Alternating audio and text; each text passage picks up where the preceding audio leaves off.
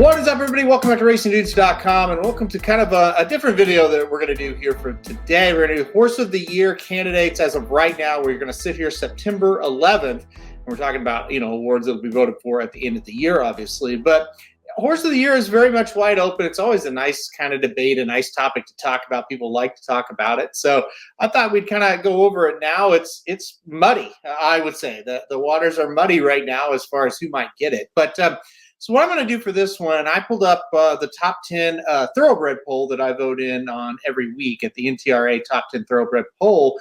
And the reason I pull it up and I think it's relevant is some of the same people, not me, but some of the same people that vote in this poll ultimately do vote for Horse of the Year. And when you vote for this poll, the way you do it is, if Horse of the Year was voted on today, who would be the top 10 that you would vote for, right? So that's kind of I think a very good kind of barometer for where we're looking at Horse of the Year. I'll go through them 1 through 10. I'll start 10 and go up and kind of just say, okay, here's the horse that's ranked 10th in the poll, 9th in the poll, whatever. Here's kind of what they have to do to win Horse of the Year. Here's what needs to happen.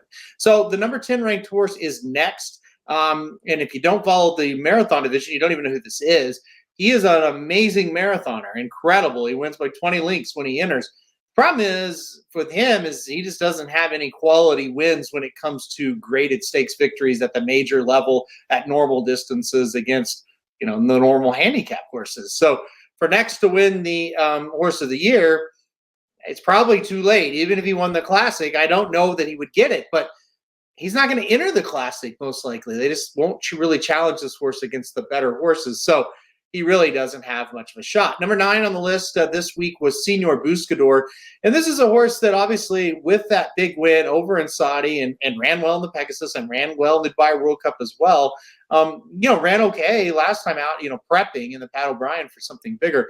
So Senor Buscador, if he was able to win, say, a California Crown and then win the Breeders' Cup Classic, he could probably still be your Horse of the Year. Now, that's going to be a tough 2 races to kind of string together, obviously back-to-back, but he still has a shot. He still has a path because of that big win at Saudi and the competitiveness in his other races. The door's kind of open for him. He's just going to have to really slam dunk through the door with a couple of huge wins. Number 8 on the list is Idiomatic. I don't see any path to Horse of the Year for her now. Last year, maybe she had a little bit of a chance. This year, I don't think so at all because, look, it's a female. It's a couple of losses that she has on the resume. I just don't see where she's going to get there. But obviously could get top older filly or filly and mare of the year. From the older ranks there. That is still possible if she can win the Breeders' Cup. Number 7 is Dornoch. The bloom's kind of off the rose a little bit. He has some bad races in his past performances. Obviously, the Travers wasn't good. The Bluegrass wasn't very good. Kentucky Derby. And again, he may have had excuses in some of these, but when it comes to resume, he does have the 2 huge victories, the Belmont, obviously, and the Haskell. But would winning a Breeders' Cup Classic, that's kind of his only race left. Would that propel him to Horse of the Year? Probably would be there with a chance, depending on what some other horses did.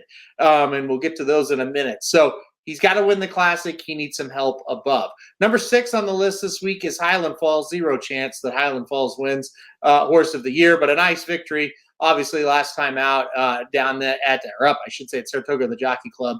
I don't really know past that. Winning the Classic, he probably still is not going to be the Horse of the Year. Number 5 on the list is Cogburn.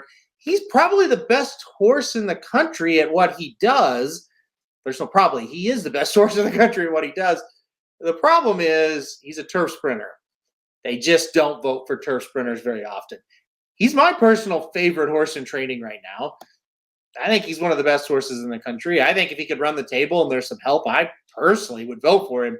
I just know how this goes. He's not going to get the votes. So love him. I just don't see a path for Cogburn unless a lot of the top stars just don't run well at the Breeders' Cup and he goes on and wins his Breeders' Cup Turf Sprint. I don't know. Maybe there's a slight crack where he could do it. I just don't see it. Number 4 is National Treasure, and I think at one point this was kind of the favorite to win Horse of the Year. Won the Pegasus and won the Met Mile. Didn't disappoint himself too much overseas in some of the bigger races, but he was just not good in the Whitney. He's got to bounce back in a major way. Obviously, if he was to win the Breeders' Cup Classic, he might be your horse of the year. I don't know if he's really even going to run in that race, though. So I think his easiest path, obviously, was to bounce back and win the Classic. He might be more of a dirt miler. Let's say he does that. Let's say he goes to the dirt mile and he wins. Is there a path where he could be horse of the year? Probably not. He would need a lot of help. He would need a lot of horses that are a little bit more, quote unquote, flashy to drop out of it. So, I think the only way he can win horse of the year is win the Classic. I don't think that's that likely. Number 3 on the list is Adari Manor. And boy, it is really a shame Adari Manor did not run in the Pacific Classic, because if she did, I think she would have won. And if she had that win over the boys, I think there would be a huge chance that she could win this thing. But as it stands right now, no win over the boys, and really only, and I quote unquote only, because Celia did come out to California and face her, but mostly wins, I guess I should say, against the female older crop of horses at California. And when she faced Sweet Azteca, who's very good, kind of got beat, right? So I don't think there's enough there. She would have to go to like the Breeders' Cup Classic and win it. Then she could be horse of the year. But again, I don't think that's going to happen. I think it's more likely she's going to go to the Breeders' Cup Distaff. And if she wins that one, she probably still is not going to win the award unless a lot of horses kind of flop at the Breeders' Cup, or, unexpected winners, things of that nature. Number 2 is Torpedo Anna, and I think her path is clear. I think she has to win the Cotillion. I think she has to win the Breeders' Cup Distaff. And I think she has to hope that the number 1 ranked horse loses in the Breeders' Cup Classic. All 3 of those things are possible for sure. I definitely think she's going to win the Cotillion. Unless she just is done, she'll show up and win that one.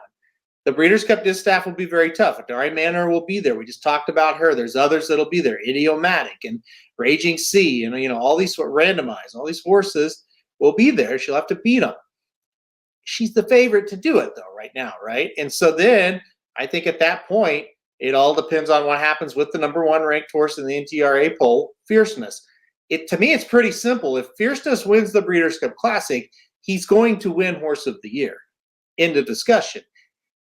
If he loses, it opens the door for a lot of these we talked about, and the number 1 horse that'll open the door for is Torpedo Anna. Because, look, it was a very close race in the Travers, but Fierceness beat her. That means a lot. Torpedo Anna can't jump Fierceness without Fierceness losing the Breeders' Cup Classic. So it all goes through him. Now, the good news is we've seen Fierceness run pretty pathetic, right? Several times. So I guess the good news for horses underneath him, I should say, is he could flop and the door could be wide open for some of these. And these scenarios will get more and more likely. However, the good news for Fierceness, his owners, his fans, his connections, all this, winning, you're in, basically. If he wins the Breeders' Cup Classic, that'll give him the Classic, the Travers, the Jim Dandy, the Florida Derby. It's strong enough, especially in a year where nobody's really stepped up. He's going to be horse of the year. There's no doubt about it. So he's right there. Now, also, 3-year-old of the year could be decided at the Breeders' Cup Classic. Let's say Fierceness runs 8th and Dornoch beats him. Well, Dornoch could be 3-year-old of the year and not Fierceness. So he'll go into the Breeders' Cup Classic with a lot to lose and a lot to gain at the same time. So it'll be very interesting to see how it goes. If I had to pick one of these horses, I would pick the horse with the easiest path and predict, I should say, that Fierceness will be, as again, we sit here September 11th, but I predict Fierceness is the horse of the year at the end of the year because he has the easiest path to do it. He has 1 race in front of him. If he wins it, it'd be really hard for him not to get the award. And again, I think Torpedo Anna is the second most likely winner of the award. So I think the 1-2 horses right now in the poll are the most likely ones to end at Horse of the Year. So, all right, that'll do it for this video, guys. Just going to give you a quick look at Horse of the Year. We'll come back right after the Breeders' Cup with another video, and we'll see how wrong or how right we were. One thing to keep in mind, this is horse racing. A lot of horses that look good now, they might get injured, they may miss the race, stuff like that, and things could flip. So, but as of right now, that's how I see it. All right, guys, thanks everybody for watching this video. Hit the like button if you like it. Hit subscribe if you really like it. Want to get alerted anytime we do videos like this. And most importantly, keep tuning in to racingdudes.com for more content as we lead up to the Breeders' Cup.